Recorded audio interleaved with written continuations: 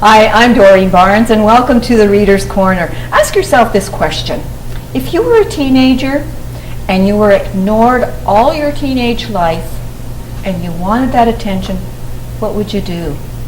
Well, Julie Larose has written a book about a young lady who has actually had that problem, and it's called Discovering the Long Way Home. Julie's in the studio with me today, so let's find out more about this book.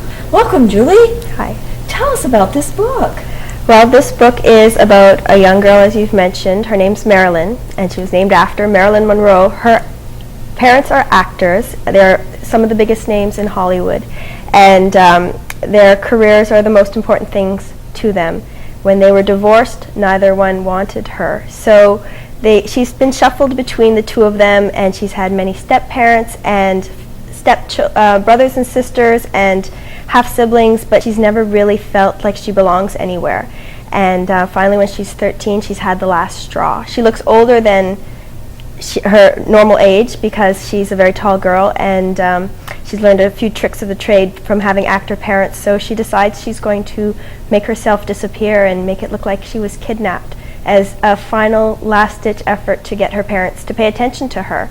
And while she's off hiding, she actually meets some people that teach her what a family is really about, and she realizes how desperately she wants that. She wants a real family, and then she has to find out how she can get that family. Wow, that's powerful. Why did you write this book? Well, I wrote that book because I'd read in a magazine a few years ago about two actors who were previously married, and they had just been married to each other, and there was talk about having their previous marriages annulled so that they could baptize their new baby. And then a little bit later it was talking about the male actor's children. Mm-hmm. And I just thought, well, if their marriages were annulled, how would his children feel? And that kind of evolved from there. And I also had another story in my head previously about a runaway who ends up meeting some Christian teenagers and is very interested in their lives. They seem to have so much passion for what they believe in, and they're interesting and kind of cool and everything like that, and they've never experienced that before. So I found that the two stories actually segged really well together. So they kind of evolved from there. Great. Tell us about the cover. Well, the cover is my own illustration. I've been drawing all my life. I really enjoy drawing people. And I never intended for it to be on the cover. My publisher has a wonderful team of artists who design their covers. And but I had a feeling, a mood that I wanted to portray on the cover, just of a girl looking over her shoulders at the life she was leaving behind. So I drew up, using my daughters as my little models, just an idea of what I wanted that mood to look like, and they contacted me and they said they really enjoyed the picture and they really wanted to just use that on the cover. And since it was geared to young adults, I thought, a picture like that might be appealing to them, so I was thrilled to be able to have my artwork featured at the same time. So this is really Marilyn, yes, right? It is. And she's boarding a bus to leave. So this is where she's looking over her shoulder. Yes, and you can see goodbye. The reflection of the Hollywood sign.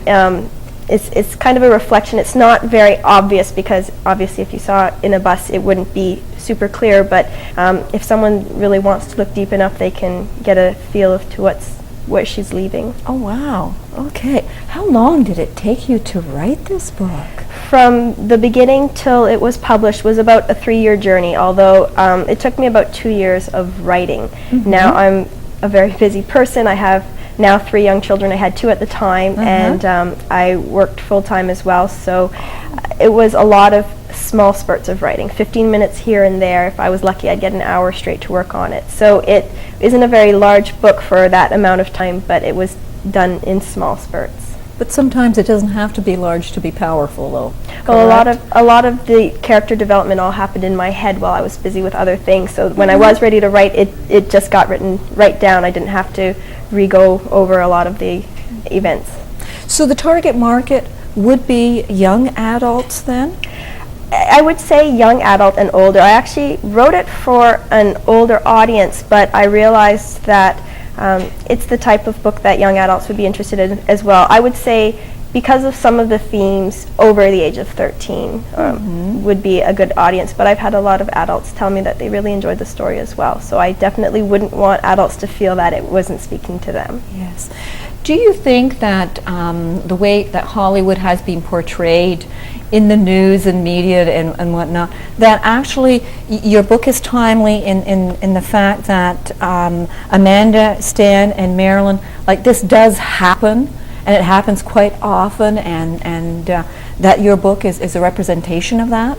I do feel like that. I felt like there was a story behind how these children would feel, and we do see so many celebrity breakups and remarriages and combined families, but they do tend to focus on how the adults are feeling during the breakups, and there's not always a lot of talk about the children. And often what will happen is that one celebrity will have a more prominent career than the other, so sometimes the child will stay with the parent with the less prominent career. But my question was, what happens if they're both mega stars? Who gets the child? Who wants the child? Which parent is going to be less inconvenienced by having this child around? And because being in charge of somebody, you know, it's hard to just jet set off and do whatever you want, especially when Marilyn was younger. So, and her parents divorced when she was 2. So it definitely shows how she struggled to fit in with her careers, and being told it's your turn to take her instead of, you know, I want custody. Are you currently writing another book? I do have about 5 or 6 other novels in the work in various stages. Some of them have just been outlined, some of them have 5 or so chapters out already. So I'm definitely working on the plot in my head right now, and writing when I have a chance, but I do want to be able to dedicate, you know, some stretches of time to my books before I, you know, rather than just jotting off random ideas, to be able to really sit down and get into the characters and get deep into the books while I write them. Good for you. Do you think that you'll have a sequel to There's Discovery? definitely a sequel in my mind. There is. And one day I'll write it. I do have some other books I'd like to finish first. Okay. But I definitely think that that I will write the sequel for myself at least. And if there's an interest, then maybe I'll see if it'll be published as well.